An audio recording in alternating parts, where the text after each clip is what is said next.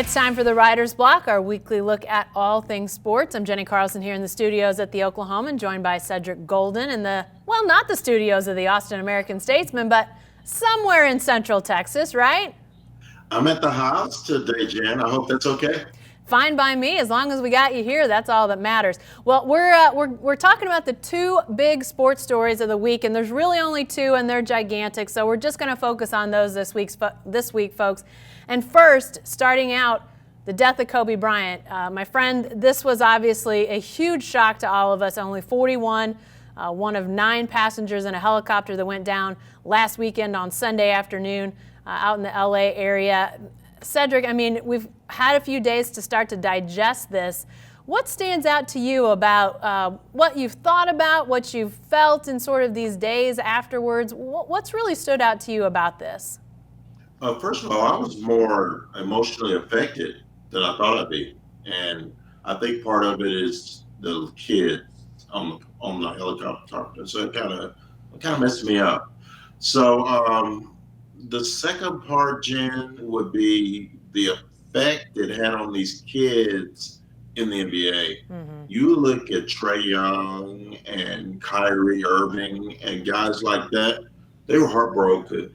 And so it occurred to me that when I was growing up, Dr. J was the guy. Yeah. And then Magic and Larry came along.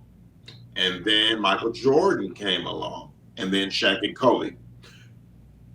This guy was their Michael Jordan. Absolutely. He was their Shaq. He was their Dr. J. And so to me, to see them heartbroken, and then all the tributes, the changing of the jersey numbers, Kyrie Irving going home, he couldn't play.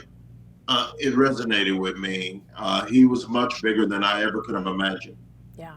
Yeah. And, I think it's interesting that we've talked about, it's sort of 2 generations of NBA players. You've got, guys like LeBron, Chris Paul here in Oklahoma City, some guys that have been in the league, quite a while, and their careers overlapped with Kobe. It's not to say that these younger guys didn't, but you've got guys that, played maybe a decade or more in the NBA with Kobe, and, they came into their greatness, their all-star years, their, becoming league leaders, whether that was in the NBA Players Association or whatever. They came into those roles at a time when Kobe was still in the league. So he's more friend, contemporary, that sort of thing. So, you saw Chris Paul, he sat out Monday night's game. We saw obviously the Lakers with LeBron and those guys cancel a Tuesday game. I think we've seen it affect that older generation of NBA players as losing a friend, a guy that they knew well.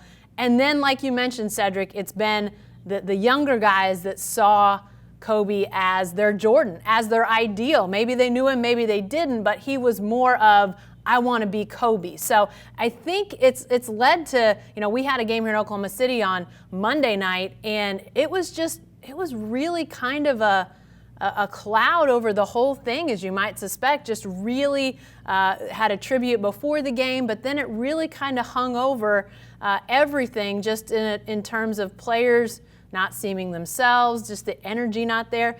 And I think it's going to be interesting to see in the coming days as, public memorials and those sorts of things. We start to see, the Lakers come back on Friday night. What is that going to look like? What is that going to feel like? I think it's going to be hard in the league for a little while. I don't know what to expect when you start to see some of these more veteran guys get back on the court. Jen, the one reality that's hanging over us all, he's not coming back. He's dead. And that is so final and so sudden and so unexpected. And he's the greatest living retired guy that's not named Michael Jordan. Mm-hmm. You want to put Kareem in there, I'm fine with that. But those are the 3. And so when you look at the total embodiment of Kobe's career, is fused with Shaq, who was devastated, by the way. If you saw him on Inside the NBA, It was hard to watch. His relationship with his contemporaries, Kevin Durant, Chris Paul, LeBron, D-Wade, those guys. I've seen those guys up close and personal. I'm going to share a story with you, Jen. I covered the All-Star game in 2010 at Jerry World and wandered into a locker room where I wasn't supposed to be in there. And I stood 5 feet from Kobe, LeBron, D-Wade, Kevin Garnett, and Chris Bosh. And I will listen to them speak as men. They didn't know I was media. They thought I was a coach or an agent. I was in a suit. My media credential was partially obstructed. I got to see them on a personal level, and I shared it with my readers on statesman.com. And these guys loved Kobe. They revered him. And it didn't occur to me to write this in until he died. And I saw clips of him on the Olympic team. And he played in the Olympic team with D-Wade, with LeBron, and guys like that. And that's when it occurred to me that this was bigger than competition. This was camaraderie, and this was love, and this was respect. Yeah, and I think it really, when you look at the number of tributes and different things that players are doing, whether guys that have been wearing 8 or 24 and, talking about changing numbers. Teams, the Mavericks have said they're retiring the number. Never mind the fact Kobe never played a game, obviously, for the Mavericks. A lifelong Laker was Kobe Bryant. So a lot going on around the league to honor his impact on basketball. I think we could talk for hours probably about him overall. Not perfect by any stretch of the imagination. A complex figure in many ways, and I think that there's a lot of different things that you can talk about. But when it comes to basketball, this guy was one of the top competitors, one of the top players basketball's ever seen, and I think his impact on basketball, definitely we're seeing just how far and wide that has reached. And, it's unfortunate. It was tragedy that we found this out. I think we knew it to some degree, but it's really presented itself in these days since Kobe Bryant's death Sunday. We're not quite a week past that tragedy, but it will continue. The ripples will continue as these weeks go on. As this weekend approaches, though, Cedric, we start to turn our attention to the other side of the U.S., to Miami, where the Super Bowl 54, will be on Sunday between the Chiefs and the Niners. And we talked a bit about this last week. We didn't make any picks, but to this point, not a ton has happened that has really, made me feel more or less certain about this. I think it's going to be a great game.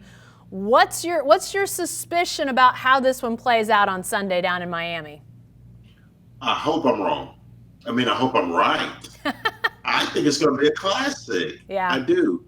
After that 13-3 debacle last year with the Patriots and the Rams, we are ready for a good Super Bowl. And after all the Kobe tragedy, America needs a good Super Bowl. We need something that we can come together on and enjoy as a country and love on each other. And I think that these two teams are well matched. I think that we have the classic offense against a great defense, a great quarterback against a not so great quarterback, and I think a good running game in San Francisco against a not good running game in Kansas City. It all has the making of a fourth quarter game. I'm taking the Chiefs 34-31. Ooh.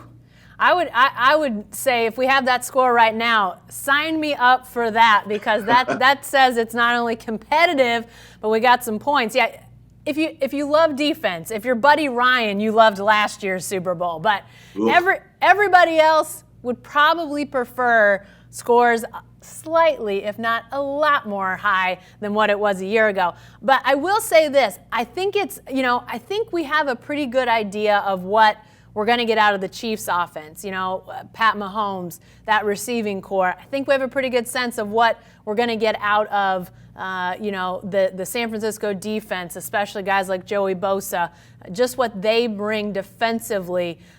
So to me, Cedric, you might be looking at guys like Damian Williams, the running back for the Chiefs, who's an OU guy, believe it or not. You might be looking at a guy like that. Or, I know Jimmy Garoppolo is the quarterback for the Niners, but guys that aren't necessarily expected to make a huge impact, to me, it could be a guy like that we're saying at the end of the day, oh, that's the Super Bowl MVP. That's the guy that made the difference. Maybe I'm wrong, Cedric, but I think that there's going to be, maybe it happens more often than we think, but I think there's going to be something of an unsung hero. And, because I think we're going to get really good play out of the superstars on these teams. I'm just not sure who that unsung hero is. But I could also see, I could see Mahomes with big numbers. I could see Bosa with a great game. I mean, the superstars, they're going to be good too. The superstar is going to show up, but there's always a guy that we've never suspected would be great, and he's going to show up.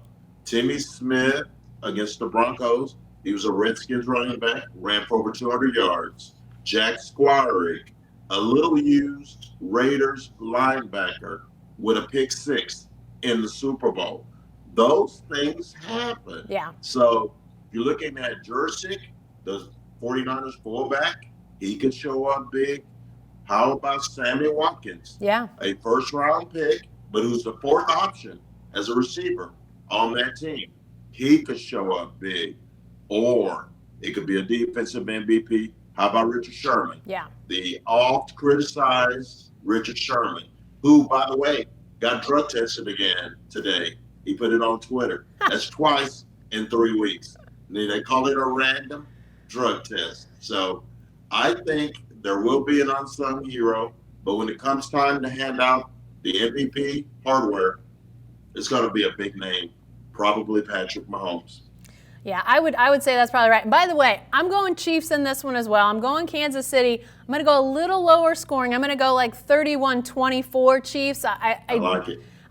But I do think we're talking about a game sort of in the range that we've both said, Cedric. So I think we're in for a great game. Now the big question becomes, we got to talk about the commercials, the snacks real quick. What's your go-to on Super Bowl Sunday, Cedric? Do you have to have the sweet, the salty, the liquid libations? What's the must-have for you on Super Bowl Sunday? Yes, and yes. You cover the gamut. I gotta have some chicken wings, and I'm having those.